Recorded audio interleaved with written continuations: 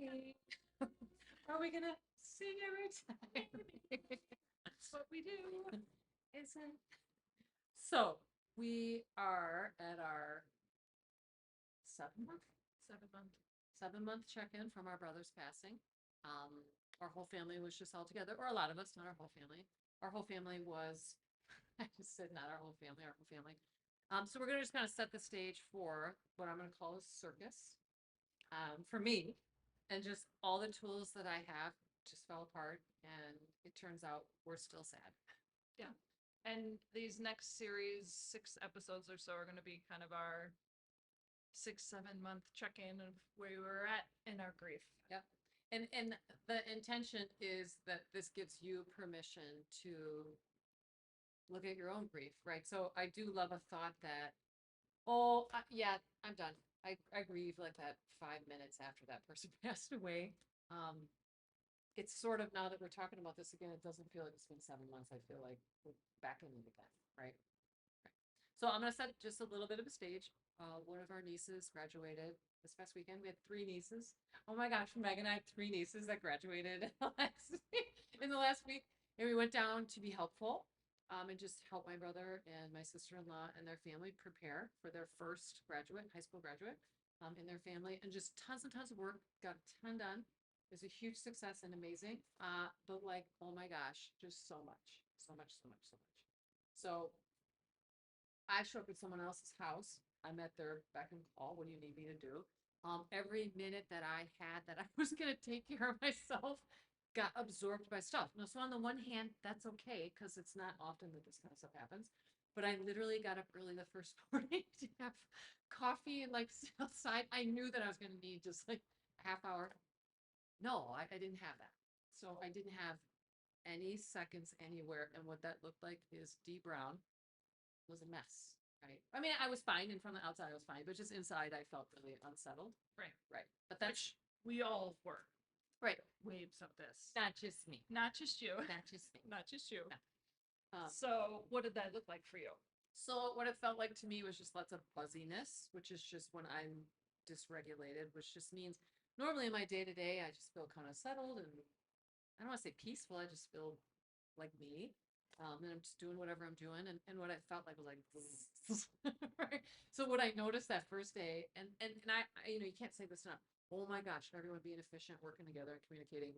But because we were all sparky, there was like way more apologizing because we couldn't quite read each other's energies. Like, you don't need to apologize. I'm just moving quickly or whatever. But that's not typical for us. So that felt weird. Mm-hmm. And then it felt weird because I say our family, because certainly each of our partners has their family. Our family's really good about slowing down and hanging out, talking, and like, and I say that because that's like one of the ways that we connect with, that we take care of ourselves. And it turns out when you remove all that, it feels crazy, right? So Yep. it felt really intense and like a lot. And it wasn't until our middle brother showed up and the four of us were together that it was like, oh, that's right, Jerry's dead. Not that I forgot, but we don't see him, so we don't normally see. We don't. I don't normally see Right. him a ton. So Right. right, right. What about you? Yeah, I mean it was interesting because all of you, I have no children. And how many children were there? A million. A million children. It was interesting to see from my perspective the dynamics of the children. Because the children had words. They're like, at some point my brother's daughter was like, I'm feeling really dysregulated right now, and sat down. We were at Starbucks and I was taking orders, and it was like we had already done a million things, and it was like, where are you? We need this, we need that. I don't drink coffee. I also was like, let's go home, but we wanted to get you coffee. And then it was like it wasn't easy, and I had to bang a Yui, and then Chad was like, oh, you're driving crazy, and I was like, everybody's Which is a super successful way to get people to. so we get into Starbucks, and I'm just aware of like I noticed I was getting more quiet, and sort of I would go into my scuba brain, which was more listening and more just sort of observing. But when she did that, she sat down and was like, I'm feeling really dysregulated. I need to sit down. It was like, oh, oh, she's using this like modern language. She knows how to take care of herself. Mhm. And we did the order, she had her drink. And it's also this sort of awareness of this energy we are carrying on our own, everyone else is reacting to. Mhm. So it's not just I walk into a room and I'm feeling ugh, because it's our family, everyone's using words Right. to also talk about their experience. So we start walking out and she was like, anyway, I need some new tools. What do I do? And I'm like, what do you mean? She was like, I need some new tools on how to get out of this. I'm like, oh, I thought when you said you were dysregulated, that meant you knew what to do. She's like, no, I just know how to identify it. I'm like, Mm. cool. Oh, yeah. So I like, as we're walking out of the door, I was like, okay, breathe in for 4 counts, hold it for 6 counts, let it go for 10 counts. She's like, is that box breathing? I'm like, it is kind of. And we get in the car and she's like, I need more. And I'm like, okay. And I started talking her through some meditation, just some words, some positive affirmations. And then I was like, we call my husband Uncle Tots. And I was like, Uncle Tots, you're going to cover your ears. I'm like, I'm going to cover my ears too. And Emma, you're going to scream as loud as you can. So good. And she was like, what? I'm like, scream as loud as you can. She's like, but you're driving. I'm like, I'm okay. I can handle your screams. You know, I do it all the time. Not all the time. I use the tool too. It's a good tool. And so she does it. And immediately she starts giggling and was like, what? I've never experienced anything like that. So it was interesting to see little pockets of that. Mhm. That's lovely. Yeah. Yeah. And certainly a testament to her parents. Yeah. Yeah. And then I feel like my kids were in high avoidance mode of staying out of the house or staying upstairs or playing, right? Right. Which made sense because they're not going to regulate anywhere in the kitchen. Yeah. And then the other thing I noticed a lot was our emotional eating, which that is our core go-to as That's our go-to, and we're good at it. Yeah, nailing it. And what was interesting is because there weren't a lot of food options for me, not that I needed it or expected it or anything like that. It was just an observation of like 2 days in, there was no sweets for me. Mm. And so I woke up every morning feeling pretty good, even though I wasn't getting enough sleep. And I wasn't swollen and all those things. And then to notice it in everyone else. And then of course I fully participated by day 3, but Sure. that was interesting to see. For sure. When we were all just like couch rotting Right. for 4 hours straight watching Arnold Schwarzenegger movies. Well, in this case, I'd like to not call it rotting because we had earned.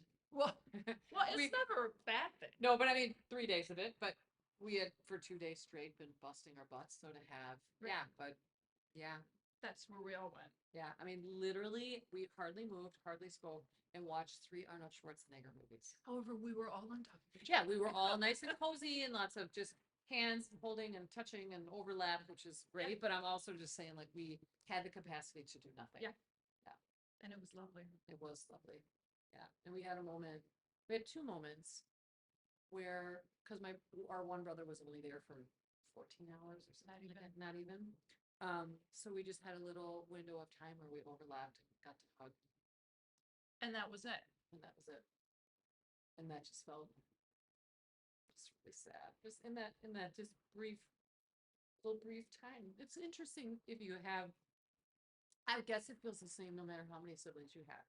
There's a resonance when we're together that even if we're not getting along, there's a resonance that just feels good, right? And so, and with our mom gone, we kind of had to figure out what that felt like. But when all 5 of us were together, it felt something that I don't experience anywhere else.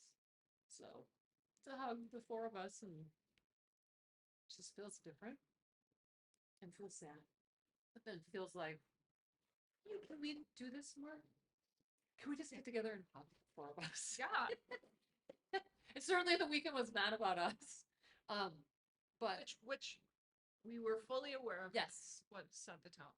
yes, for sure. And everybody did great. And the weekend was a huge success. But I don't want to say I wasn't aware of my sadness, but I'm not in it a lot because my brother didn't live here and didn't hang out here a ton, so I don't have that in my face. But certainly we haven't been. So Okay, so here we are still grieving.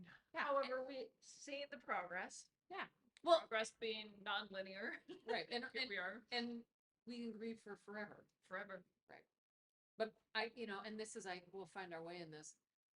What do we do that sparks our awareness to remind ourselves to stay in it versus, I mean, of course, we're always grieving, right? But it's not on my mind until we saw the four of us were together and hugged.